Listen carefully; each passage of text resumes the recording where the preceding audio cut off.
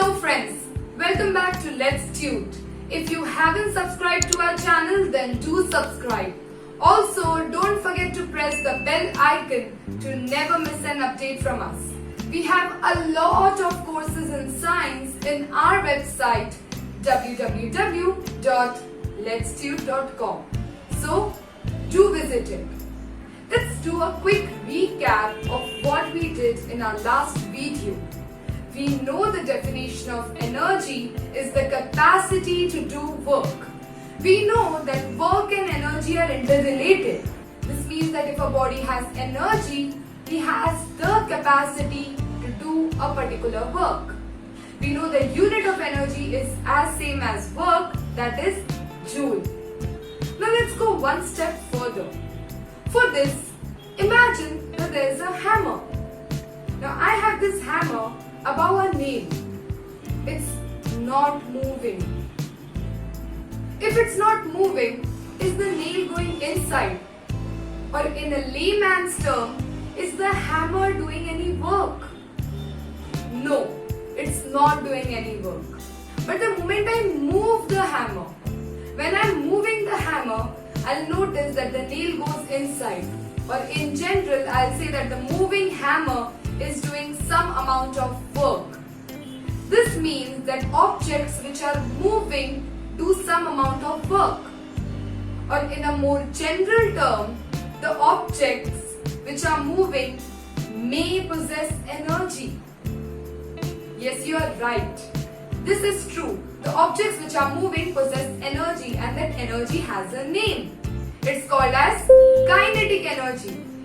The definition of kinetic energy is the energy of an object due to its motion. This means any object which moves will have some amount of energy. This means the cars moving have kinetic energy. The wind moving has kinetic energy. In fact, it's the kinetic energy of the wind which rotates the windmill, which in turn produces electrical energy. It's the kinetic energy of the water, which when falls on turbines in a dam, the turbines rotate, producing electrical energy. So always remember, moving body has some amount of energy, and that energy is termed as kinetic energy. The unit of kinetic energy is joule. Now the question is, what is the formula of kinetic energy? For doing the formula of kinetic energy, we take our Newton's equation. Newton's equation number 2, which states that V square equals to U square plus 2AS. So friends, to derive the formula of kinetic energy, there are some things that you have to consider. You should know that the mass of the body is denoted by small m. The initial velocity of the body is denoted by small u. And the final velocity is denoted by small v. The body changes its velocity. That is, there is an acceleration. Let this acceleration be denoted by small a. The force applied on the body to do work may be denoted as capital F. And the displacement of the body during this constant force should be denoted as small s. We already know that work done is denoted by capital W, and the formula for work done is W equals to F into S. Now, for a moving body, let's understand what's the formula for force. We know from Newton's second law that force equals to mass into acceleration. This means capital F equals to ma. We can write this as equation number 1. Now let's try to derive the equation for displacement. We know the second kinematical equation, which states V square equals to U square plus 2AS. To derive the value of S, I'll just quickly reshuffle this derivation or this formula.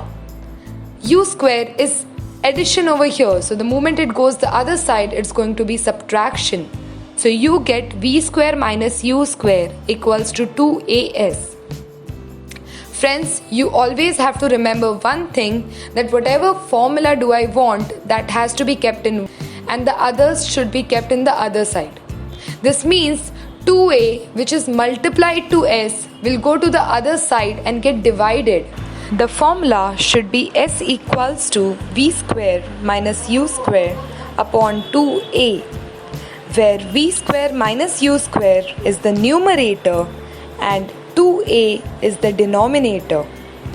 Now we know these two formula.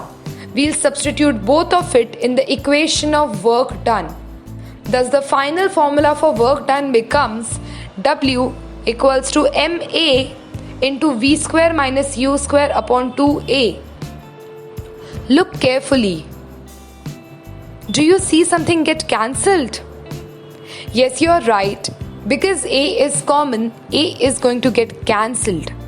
Thus the final formula W equals to m into bracket v square minus u square upon 2. Now the 2 in the division denotes half. So when I rearrange it properly, I'll get half into m bracket v square minus u square. The moment I open the bracket, I get W equals to half mv square minus half mvu square. This is the formula for work done by a moving body, or in a more generalized term, this is the formula for kinetic energy. Only when the body was initially moving with a velocity. Now let's say initially the body was not moving, that is, the body was at rest. Tell me which velocity will be equal to 0. You are right, the initial velocity will be 0. So therefore u equals to 0. Thus the final formula for kinetic energy is half mv square. Well, that was all for today's lecture.